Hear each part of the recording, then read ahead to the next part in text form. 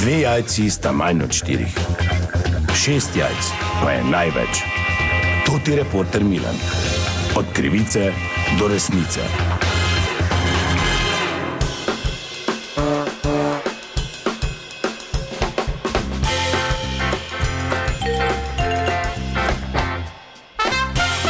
Dame in gospodje, Toti Milan, sem ponovno na sledi zgodbe, ta trenutek na terenu, tukaj pod Pekarsko gorco, kjer v stanovanjski soseski stanovalci tožijo po izjemno visokih in nelogičnih stroških in nefunkcionalnosti njihovih sicer precej dragih stanovanj.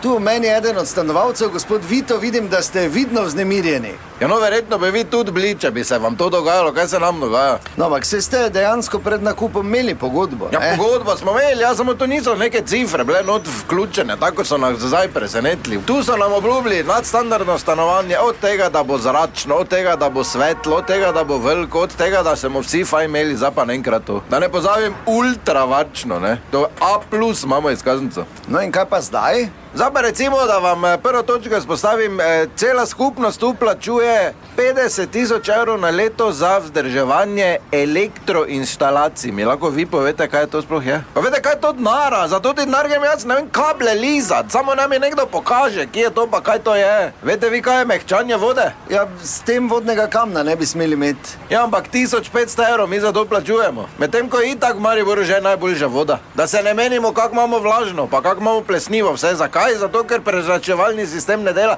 Zakaj prezračevalni sistem ne dela? Zato, ker je vezan na požarni alarm, ki itak ne dela. Oziroma dela tako, zdaj tak si predstavljate, če v 7. bloku zagori, se bo v 8. alarm prižgal. V 7. pa boste pač zgoreli. Za konec pa naj samo še povem, zdaj vsi trobijo vse posod okoli, dajmo biti ekološko osveščeni, dajmo ne uporabljati papirja toliko, dajmo na e-mail prešaltati. Eni vam celo ponujajo, ne vem, vam znižamo stroške, če boste prek e-maila račune prejemali. Mi ne. €89 nam zraven računa, zato da nam lahko po e-mailu pošljajo. Onemu izvolite, dam manj denara, da pripelje 2 pici iz centra mesta do sem. A vi pa delite to razočaranje tu zraven, gospod?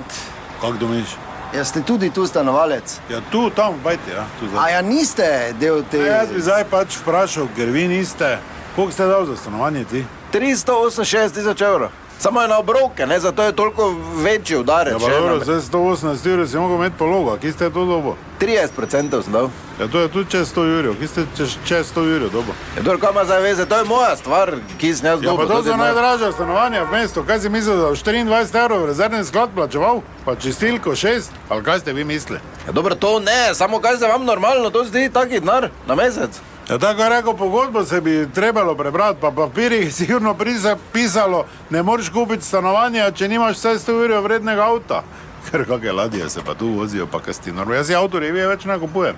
Jaz tu grem samo po park placu, pa v garažu, če mi kdo odpre.